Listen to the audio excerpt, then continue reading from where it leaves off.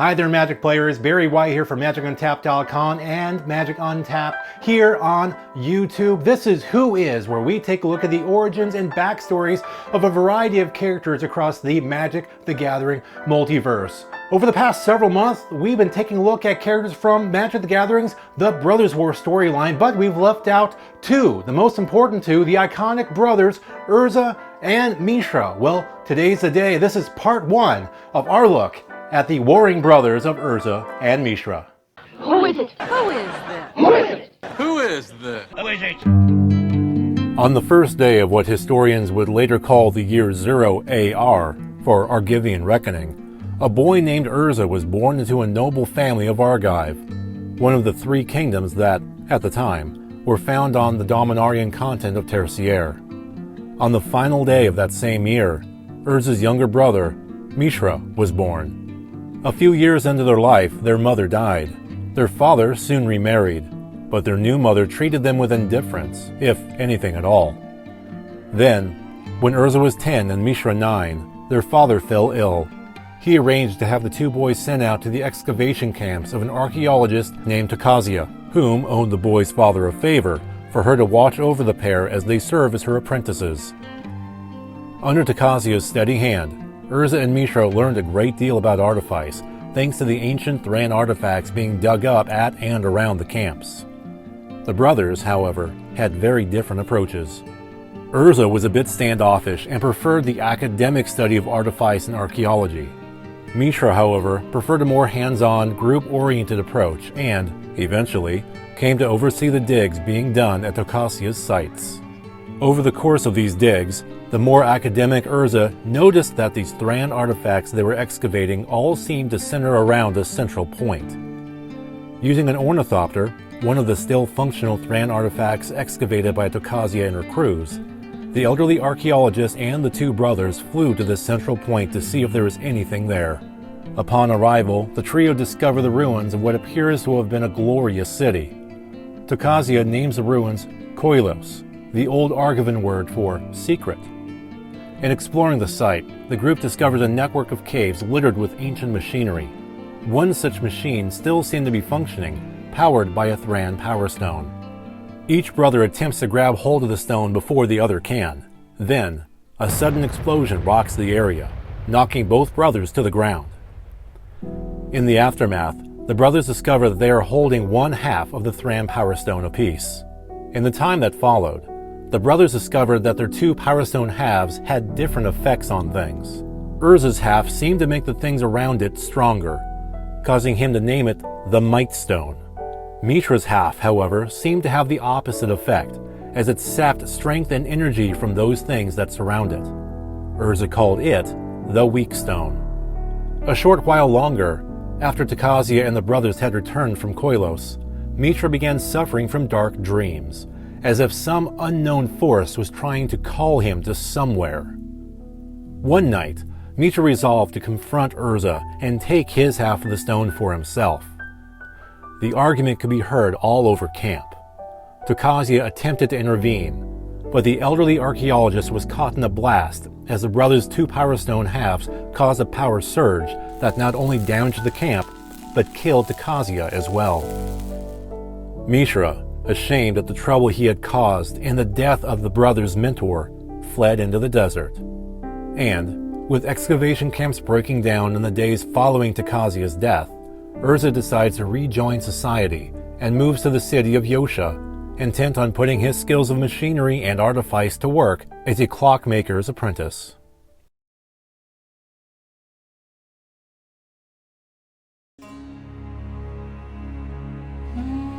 Mishra wanders through the desert, lured towards Koilos for some reason he does not yet understand. Before he could reach his destination, however, he's captured by the Sawardi, a militant faction of the Falaji nomads. The Sawardi subjugate the gifted artificer, forcing him to do various tasks fit for a slave. During one of these tasks, he happens upon Hajar, a young Sawardi who had previously been at Takasia's camps. Hajar convinces the Sawardi leader, the Qadir, to appoint Mishra as the Rakik, or personal teacher for his son. This greatly improves Mishra's station, but over the next few years, the Qadir begins to ponder having Mishra killed, as his son seems to rely too much on the Rakik. It's a thought that would never come to be. One night, Mishra has a disturbing dream of a world of perverted mechanical nature. Screaming, he awakens, but finds he has no time to ponder the dream's meaning. A giant dragon-like mechanical beast is attacking the Sawardi camp, seemingly from out of nowhere.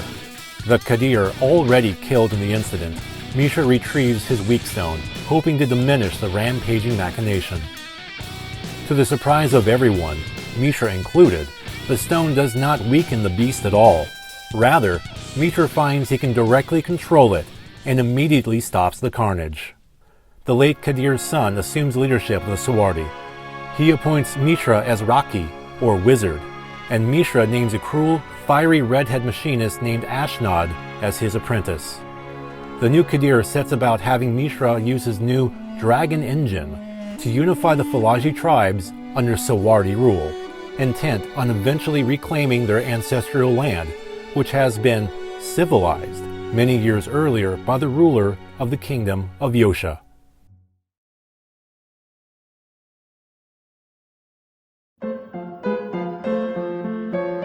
As Urza works as an apprentice to a clockmaker in the kingdom of Yosha, a public contest was announced by the land's ruler. Any man who is able to move a giant jade statue across the royal courtyard would be deemed worthy for marrying his daughter. While Urza was not very interested in her, he was interested in an item included in her dowry, an ancient Thran tome. As such, he began work on entering the competition. Many of the strongest men from across Yosha took turns attempting to move the extremely heavy statue and, one by one, they each failed. Then, it was Urza's turn. And what he lacked in physical strength, he made up for with his brilliant mind. He had put his mechanical skills to use and built an automation to do the work on his behalf. Effortlessly, Urza's creation lifts and moves a giant jade statue across the courtyard. And, on a technicality, Urza is named the contest's champion. He weds the ruler's daughter, Kyla ben Krug, and is named the kingdom's chief artificer, but his priorities lay not with his new wife. Indeed, even on their wedding night, Urza left their bridal bed to study the Thran book that now resides in his possession. In time, Urza had designed and constructed new ornithopters and automatonic Yoshan soldiers to better defend the kingdom, and, through his work, was constantly ignoring his wife. Soon enough, Urza has multiple factories and craftsmen working under him, including a man named Tanos, who would become the artificer's lead apprentice and close friend.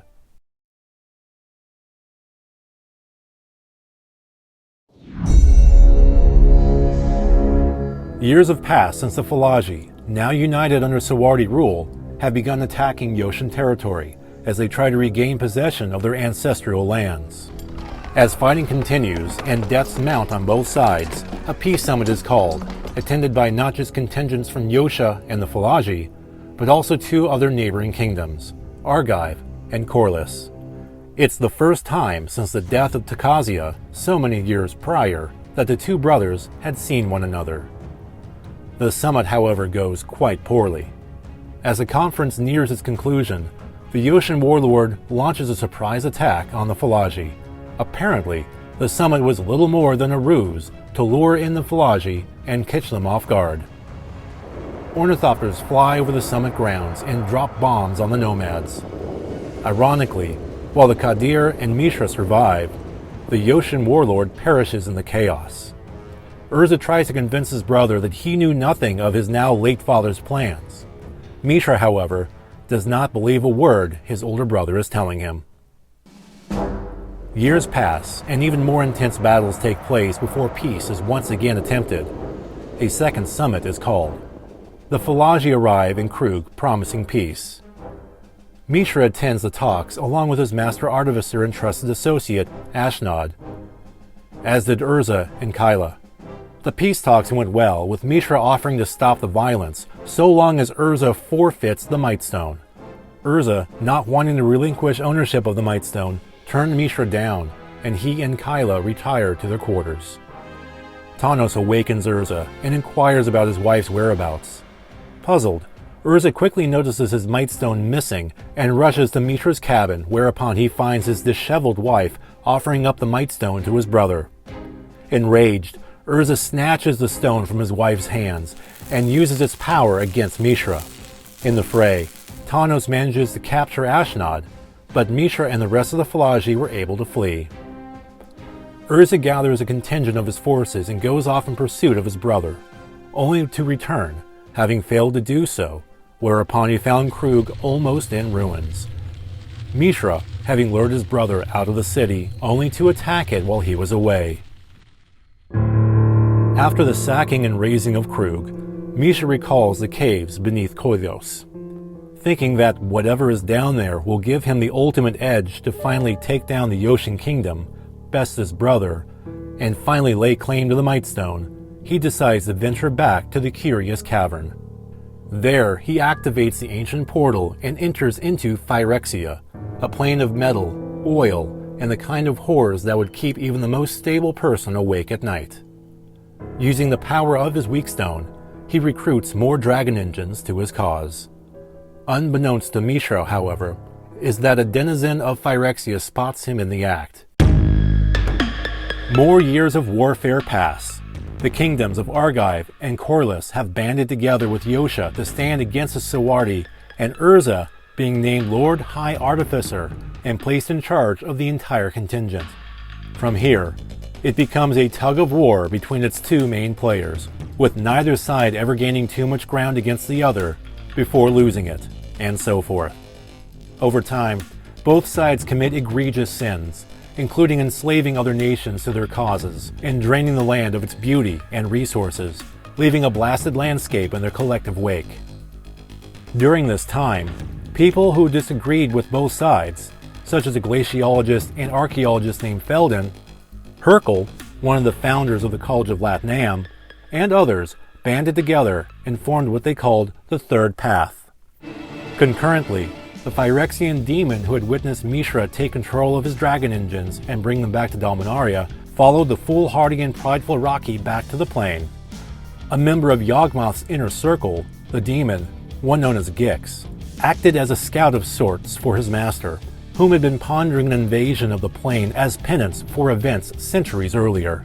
When Gix arrives, he finds a devastating war going on.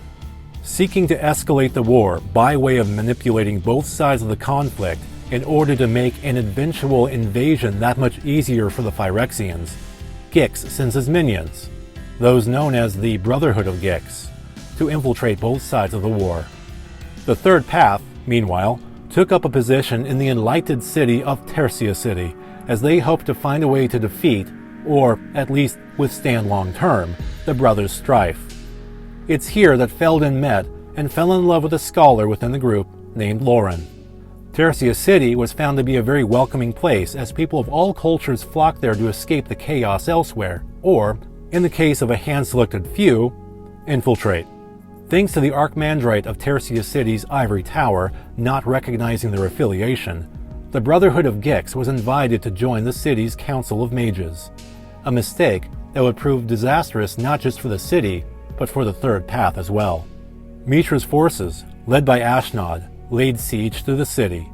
Waves of war machines attacked its walls. To the surprise of everybody there, Hercule cast a spell, the first public act of magic on Dominaria since who knows when. It dematerialized a few of the attacking dragon engines. Afterwards, however, the academic turned mage collapsed, the spell having drained her now lifeless body. Under the cover of a sandstorm, many of the Third Path were able to flee the destruction, including Felden and Lauren, whom was holding an ancient artifact known as the Golgothian Silex, in an attempt to keep it not just out of the hands of the warring brothers, but also of their Third Path co-founder, Drafna, who had grown depressed due to the death of his wife, Hercule, out of fear that he may use its destructive powers out of grief against their assailants. Lauren, however, was captured by Ashnod during her escape. The Silex was confiscated, and its secrets made known to the sadistic redhead. Ashnod, though, had fallen out of favor with Mishra, thanks in no part to influence by Gix's followers. More years of war and resource overexploitation found most of the continent of Tertiaire a wasteland. As Harbin, Urza's son, was scouting for new resources for their side of the war, the ornithopter he was piloting became caught in a crosswind. He was blown off course and, subsequently, found Argoth, a land that was, at the time, unknown to both Urza and his feuding brother Mishra. Harbin brought news of this new land, ripe with resources, back to his father and, quite soon thereafter, Urza moved operations to the island to exploit its resources to tip the war against his brother in his favor. But the secret got out. Gix, through his followers, informed Mishra of this discovery. Almost immediately thereafter, Mishra and his forces were doing the same. And thus sets the stage for what will not only be a plane-altering, but also a multiverse-altering end of the Brothers' War. Stay tuned. Next month, we're going to explore the final battle. Thank you very much for watching Who Is on Magic Untapped. I've been your host, Barry White. If you like this content, please support us on Patreon. We have a tip jar on there. And also subscribe to the channel while you're here. Thank you so very much for watching.